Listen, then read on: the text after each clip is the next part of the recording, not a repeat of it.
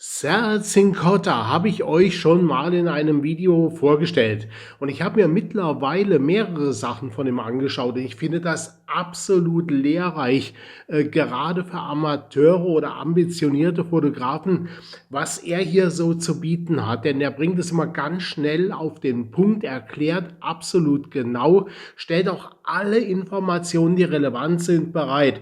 Und das werdet ihr jetzt auch in diesem Video sehen. Hier geht es nämlich um Effektbilder auf den zweiten Verschlussvorhang. Viel Spaß! So, und da wären wir schon wieder bei mir im Fotostudio. Dann lasst uns mal loslegen. Create some long exposure portraits using rear curtain sync. I know I said it. I feel like that was good. That should stick.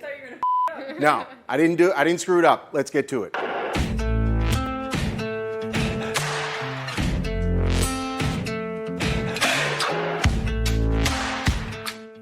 What's up, everyone? My name is Sal Cincotta. Welcome back to another video. And tonight, because it is after 11 p.m. and normally we're all in bed, but we are in our studio because we needed it to be pitch black in the studio to pull this off because we have so much natural light coming in here. We are going to make some creative portraits using long exposure, and part of that is using rear curtain sync. So let me kind of walk you through this. It's not complicated and the results are absolutely spectacular. So if you're looking to add something new and spice up your portraits, this is a really cool way to do it. Ja, also was er jetzt gerade erklärt, er muss nachts arbeiten, anscheinend kann er sein Studio nicht komplett verdunkeln. Wir werden nachher noch im Bild sehen, dass es wirklich anscheinend ein relativ kleines Studio ist und es liegt an der Straße. Also er hat dann auch große Schaufenster und da kommt dann natürlich tagsüber ein Haufen Licht rein. Damit funktioniert das nicht, weil er dann natürlich diese Farbgebung hier nicht gestalten kann, wenn von draußen eben ein normales Licht einfällt. Das, was er jetzt hier heute demonstriert, habe ich ja schon gesagt, das ist also Arbeiten mit dem zweiten Verschlussvorhang. Und das bedeutet, er hat eine relativ lange Belichtungszeit von 1 bis 2 Sekunden. Ihr seht hier jetzt im Bild sind 2 Sekunden bei einer ISO 100. Er schießt mit dem 50er und mit einer f5.6. Damit hat er eine halbwegs ordentliche Schärfentiefe. f8 wäre mit Sicherheit auch nicht schlecht, aber da kann es halt natürlich gut sein, dass sein Effektlicht hier jetzt da nicht mehr durchkommt. Werdet ihr aber gleich sehen, warum das so ist. Auf jeden Fall müsst ihr euch das folgendermaßen vorstellen. Er löst aus, sagt dem Model jetzt und das Model bewegt sich und nach 2 Sekunden löst erst der Blitz aus, sodass er hier eine unscharfe Bewegungsaufnahme hat, so halbdiffus, wie man das hier auch schön im Bild sieht, und der Blitz sorgt dann für das Einfrieren der Position des Models, aber dazu muss sie dann auch stillhalten, weil die Belichtungszeit halt einfach oder die Blitzabbrennzeit leider oftmals nicht ausreicht, um dann die Bewegung komplett einzufrieren. Do it. So one of the first things we have to do is we have to go set our cameras into manual mode. I typically use 1 to 2 seconds for the exposure. That gives someone like Lauren a chance to move around and create some motion. So this is great for sports photography, which is typically where you'll see it. Senior photographers love doing it with sports and athletes, but I'd rather put it into a more fashion slant and do something super cool there. So that being said, what we want to do is give Lauren, or whoever your model is, a chance to add motion or action. So it helps. So she's got a nice flowy dress here. That's not really a dress, is it? It's ish, dress, pants. Ja, also sie ist wieder fantastisch zum einen geschminkt und dann gekleidet. Das Ganze ist, wie gesagt, sehr farbharmonisch. Das ist tatsächlich so ein luftiger Hoseneinteiler. Man glaubt es kaum. Also von daher, ja, sehr geschmackvoll. Pant dress? Yeah. Dress pant? You're really short. Yeah, she is. And she's wearing heels. Nee, sie trägt mit Sicherheit keine High Heels, denn wenn sie sich so bewegen muss, dann wäre das ein viel zu großes Stolperrisiko. Sie ist barfuß. No heels? Barefoot. Okay, sorry, I didn't mean to be heightist. Okay, whatever. So we want to give them time to do something. So 2 seconds is usually pretty good. Set your camera into manual mode. You're going to want to get your exposure from your main light source. So here we're using the FJ200 with the Manny Ortiz Beauty Dish. That's perfect, nice size light source. Ja, und den Tisch, den kennen wir doch vom lieben Manny Ortiz. dem Herrn, der sehr unzufrieden war mit den Einkäufen, die er getätigt hat. And it's going to push out nice soft light as well. We're going to have that pretty close to her, and you're going to get your power settings, right? So you got to get dialed in. But the trick to making this all work is setting your strobe to rear curtain. So, und jetzt Achtung, das ist von Technik zu Technik unterschiedlich. Bei mir muss ich die Kamera auf den zweiten Verschlussvorhang setzen. Ich habe eine Nikon D610, wie ihr vielleicht wisst, und da muss ich den Rear Curtain Mode einstellen. Wie das geht, wenn ihr es nicht wissen solltet, findet ihr in eurer Bedienungsanleitung, die ihr euch mit Sicherheit auch beim Hersteller downloaden könnt, wenn ihr die nicht mehr zur Verfügung haben solltet. Der nächste Trick folgt jetzt gleich noch, den man unbedingt beachten muss. Sync. And what does that mean in a nutshell? Photographers get all tripped up on this stuff. All it means is that instead of the flash firing the second you press the button or release the shutter, it waits until the shutter closes, right? So rear curtain sync. So it's not happening when a normal flash would fire when you click your button. That's not when it's happening. It's happening at the end of that. Why? That gives us 2 seconds to move all around. Now it's getting ready to close. Boom, that fires on the rear curtain. So, da hat man das jetzt sehr schön gesehen. Also, auf den zweiten Verschlussvorhang wird erst geblitzt. Achtung, dazu muss natürlich schon manuell fokussiert worden sein vorher. Deswegen wird er das Model jetzt natürlich auch auf einen fixen Punkt einschwören. Den hat er mit dem Gaffertape unten auf dem Boden entsprechend markiert, sodass er nicht mehr mit dem Autofokus fokussieren muss. Denn in der Lichtsituation wäre das dann so dunkel, wie es ist, eher tödlich, weil der wird dann das Model nicht treffen. Hat er aber manuell vorfokussiert, dann gibt es dieses Problem gar nicht. Freezes the action, and that's how we're going to get that. Now, how do we make it a little bit more interesting? So behind here, I have the Nan light. This is like horror lighting right now. Yeah, this is good. These are the Nanlite PavoTube 2 6C. These are $89. And what I love most about them is they're magnetic, and that's why they're on my C stand here. So we're just kind of boom. They're RGB, and they are putting out a ton of light, and they're RGB and magnetic. So we can change the color. So we change it to a little bit pinkish purple. I just kind of go with the flow here and give a nice kind of vibe to the color tone of the whole image. So, und so ein Ding seht ihr hier bei mir, andersrum hier, dann auch im Hintergrund. Ich habe das von einer anderen Firma, überhaupt keine Geschichte, verlinke ich euch unten. Kann man herrlich in allen RGB-Farben erstrahlen lassen und sorgt natürlich aufgrund des Magneten dafür, dass man das überall, wo ein Metall ist, quasi anheften kann. Sehr praktisch die Teile. Er hat 2, ich werde mir nämlich auch noch ein zweites zulegen, weil ich gerne noch eine zweite Farbe zur Wahl hätte. I said vibe. Am I too old to say vibe? So you need something to make it interesting. A continuous light makes it super easy because when you first release your shutter, that's illuminating all the motion that's happening. So, und das erklärt auch wirklich wie immer eigentlich sehr schön. Ich habe jetzt schon einige Videos von ihm gesehen. Also dieses Licht ist jetzt ausschließlich dafür da, die Bewegung sozusagen zu illuminieren. Und deswegen erscheint es dann natürlich auch im Bild etwas dunkler, denn der Blitz, der hat natürlich eine ganz andere Power, selbst wenn er niedrig eingestellt ist. And when you freeze, the strobe is going to kick in with rear curtain sync, okay? So let me start shooting and it'll all make sense. The other kind of pro tip, if you will, is we put a piece of gaff tape down here.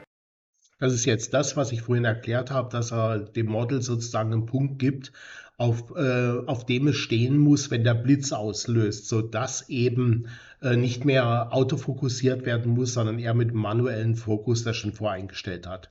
Because this is where she is metered in. And so for Lauren, she knows she can do whatever she wants. She's got to stop, freeze, come to camera before the 2 seconds is up. And there's a little bit of experimentation here that you have to start playing around with. And that's, quite frankly, the beauty of these portraits. That's why I like this. So am I going to do this for every single client? Of course not. What we're going to do is experiment. And if I get one shot that's killer, that was worth it, right? Also er muss da zudem natürlich auch noch mit dem Stativ fotografieren, denn er muss ja in der identischen Entfernung zum Model bleiben, wenn der Blitz auslöst. Und was er ganz richtig sagt, das ist jetzt kreatives Fotografieren. Und wenn man da jetzt einen oder zwei oder drei Aufnahmen rausholt aus so einer ganzen Session, die wirklich top sind, dann darf einem das auch reichen. Das ist ja ein reines experimentelles Fotografieren auch. Ja, und da gibt es eben keine Serien von 30, 40 Bildern, die dann ganz toll ausschauen.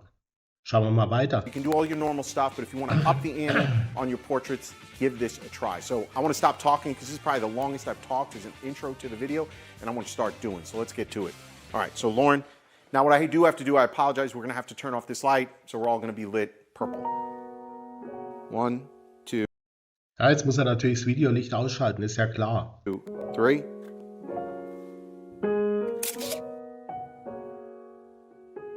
Ja, das ging schon mal in die So the Hose. whole thing is right, you know it's the gaff tape. This one was kind of perfect because you did whatever you did and then you knew you had to stop and get your pose, right? So I think the stronger you can make the final pose, the better the image will be, right? So we can move our hands, move our legs, spin even. 1, 2, 3. Ja, jetzt geht schon in die richtige Richtung. Yes, this time do that, but finish looking at that light. Put that hand over your head.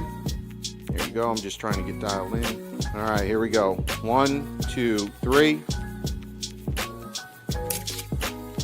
Ja.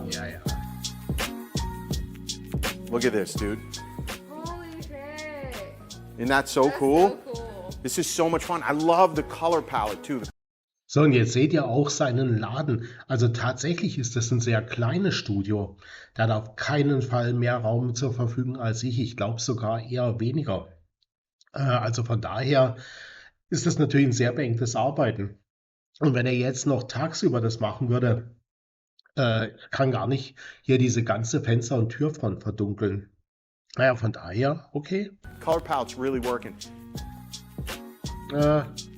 Ja, So just so you guys who are watching, what I'm doing here is I'm putting my camera in autofocus and then I'm putting it back into manual so that she's ja, also das ist jetzt ein üblicher Trick. Erstmal nimmt er einen Autofokus, fokussiert auf sie, bis er den Fokus sicher hat und schaltet dann eben um auf manuell. Dass er aus der Hand fotografiert, finde ich jetzt ein bisschen ungünstig. Ich würde mit dem Stativ fotografieren.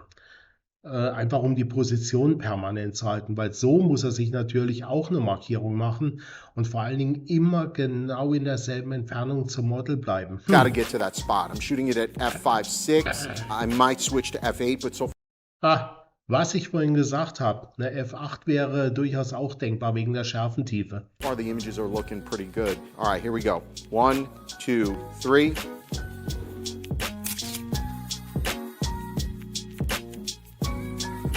Yes, Lauren, that's the one on that pose.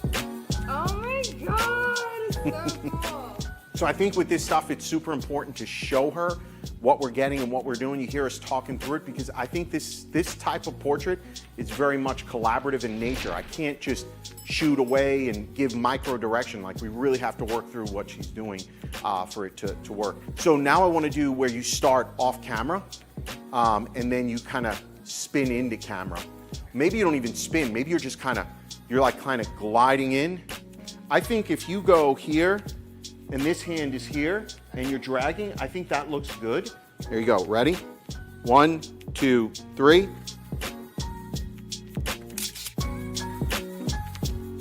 Wunderschön. Jetzt hat er auch vor allen Dingen nicht denselben Fehler gemacht wie beim letzten Bild. Da war eben die Hand oben abgeschnitten, sondern jetzt ist er ein bisschen auf Distanz gegangen, damit sie komplett drauf ist. Die Pose, die er sich jetzt vorgestellt hat, der hat sie nicht ganz erwischt, aber das Bild ist wunderschön. I look like a ghost. Like it's ghostly. Yeah. It's so cool. But it's like It's just like you're kind of coming into the frame. Yeah. Remember, the final frame where you get lit, everything that led up to that is just kind of a trail. But so if you come from here straight in, all that is blocked by the final. So we gotta move at angles. I'm gonna turn this a little bit more to us. I want the background to go a little darker. All right, here we go. Ja, Here we go. 1, 2, 3.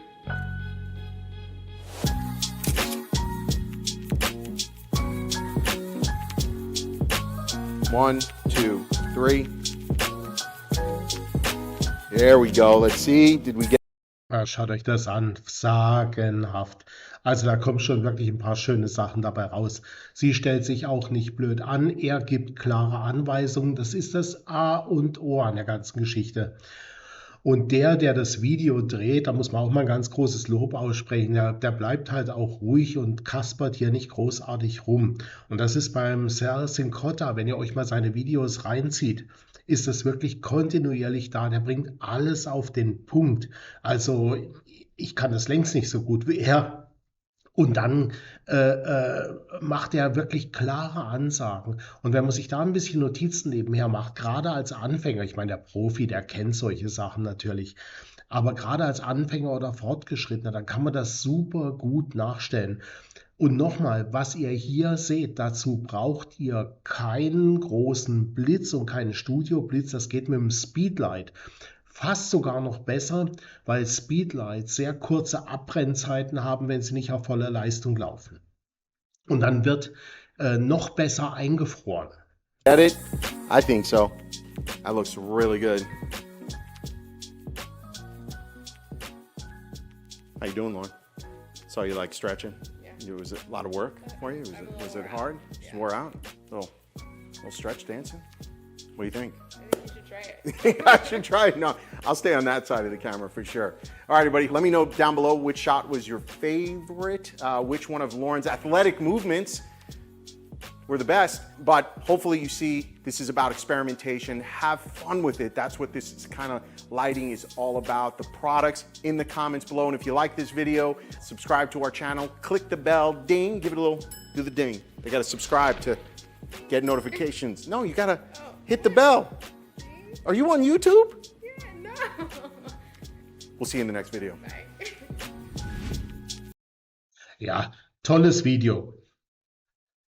Also ich muss sagen, das sind auch immer wieder so diese fotografischen Geschichten, wo man sagen muss, da macht das einfach alles Spaß, weil das geht so ins Kreative hinein und man hat Bewegung drin, Movement und solche Tricks, die sind alle irgendwo mal aus Fehlern entstanden, die fotografisch gemacht wurden und da hat man gemerkt, wow, das sieht ja wirklich ganz toll aus, weil so ausgedacht hat sich das von vornherein anscheinend oder naja, was heißt anscheinend, ganz sicher niemand.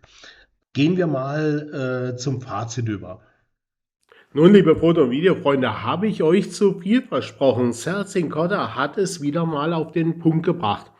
Und was ich an seinen Videos wirklich so mag, das ist, dass er schafft das wirklich in kurzer Zeit alle wesentlichen Inhalte zu vermitteln, die absolut wichtig sind, sei es für einen Amateur oder den ambitionierten Fotografen. Und ich denke mir, auch ein Profi kann hier mal ein bisschen was für seine Studiofotografie mitnehmen.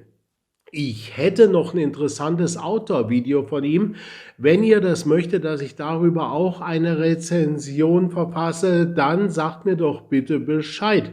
Schreibt es mir einfach unten in die Kommentare. Schenkt mir ein Like oder schaltet vielleicht sogar ein Abo, wenn ihr das noch nicht getan habt. Aktiviert das Glöcklein, damit ihr ständig informiert seid darüber, was sich auf meinem Kanal so tut. Denn demnächst wird sich jetzt sehr viel tun. Das darf ich schon spoilern. Ich bereite gerade ein Shooting im Mad Max-Style vor und im Sci-Fi-Style. Also von daher würde es mich freuen, wenn ich euch dann bald wiedersehe. In Kürze. Bis dahin, euer Alex Schwarz.